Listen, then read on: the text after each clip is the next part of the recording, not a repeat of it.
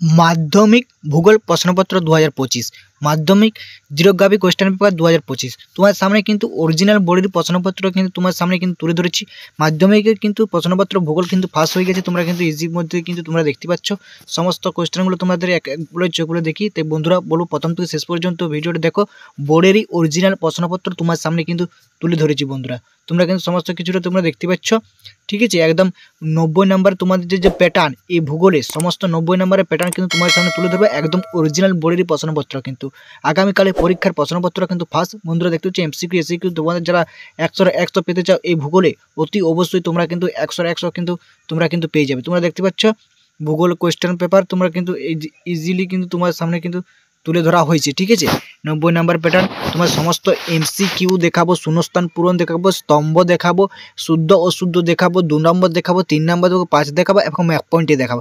একটা প্র্যাকটিস করে গেলে তুমি 100% শিওর তুমি কিন্তু এখান থেকে কিন্তু কমন কিন্তু দাগে দাগে পাচ্ছ। একদম অরিজিনাল বোর্ডেরই প্রশ্নপত্র, বোর্ডেরই অনেক রকম সেট কিন্তু করা থাকে, তারই একটা সেট ABCD করা থাকে, তারই একটা সেট, এটা হচ্ছে সি সেটটা তোমার সামনে কিন্তু তুলে ধরা হয়েছে একদম অরিজিনাল বোর্ডেরই প্রশ্নপত্র। তোমরা কিন্তু ভালোভাবে যাচাই কিন্তু দেখতে পাচ্ছ। দেখতে পাচ্ছ 14টা তোমাদের এমসিকিউ পড়ে সেটা তোমরা এখানে লক্ষ্য করছো। সমস্ত কোয়েশ্চেনটা তোমাদেরকে দেখিয়ে দিই এবং এই ভিডিওটা প্রচুর পরিমাণে বন্ধুদের সাথে শেয়ার করো। যারা বই সারা বছর কিছু পড়েন তারা এই কোয়েশ্চেনটি প্র্যাকটিস করে গেলে তোমরা কিন্তু দাগে দাগে কিন্তু কমন পাবে।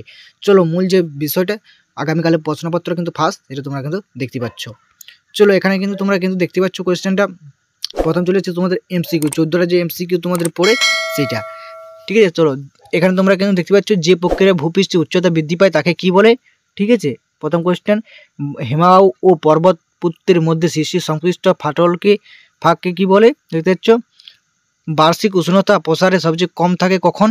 তোমাদের সমস্ত কোয়েশ্চেনগুলো দেখিয়ে দিচ্ছি, তোমরা অবশ্যই স্ক্রিনশট করে রেখে দাও, অথচ খাতায় তোমরা লিখে নাও, ঠিক আছে। মোস্ট ইম্পর্ট্যান্ট, ঠিক আছে।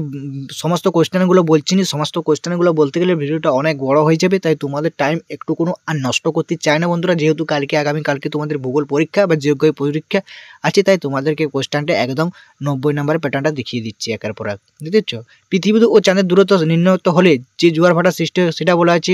একটি ইবর্জের উদাহরণ দাও। ভারতের রাজ্য পুনর্গঠিত মূল ব্যক্তি ছিল কি। দেখতে পাচ্ছ মোস্ট কিন্তু ইম্পর্টেন্ট কিন্তু, ঠিক আছে। মোস্ট ইম্পর্টেন্ট মেরু অঞ্চলে প্রধানত দেখা যায় কোথায়, ঠিক আছে। এই 14টা এমসিকিউ তোমরা দেখেছো। ভারতের বিজ্ঞানের নাগরিক বলা হয় কোন শহরকে, ঠিক আছে। পশ্চিম ঝর্ণা কোথায় দেখা যায়। চলে গেলো 14টা তোমাদের এমসিকিউ। এবার চলে এসেছি সম্পূর্ণ বিভাগ খ এসে কিউ। ছোটা তোমাদেরকে করতে বলা হয় সেটা দেখতে পাচ্ছ, একটা দুটো তিনটে চারটে পাঁচটা ছটা সাতটা, ঠিক আছে। 7টা পড়ে যার মধ্যে ছোটা করতে হয়। চলামন বরফের স্তূপকে হলো ড্যাশ হিমাবাবু। দেখতে পাচ্ছ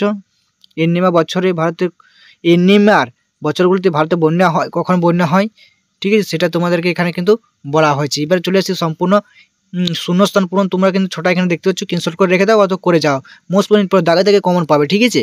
একদম অরিজিনাল বোর্ডের প্রশ্নপত্র তোমার সামনে কিন্তু তুলে ধরা হয়েছে বন্ধুরা। এবার ছোটা একটি বা দুটি বাক্য উত্তর তোমরা এখানে দেখতে পাচ্ছ। এবার ডান দিক বাম দিক মিলিয়ে নাও।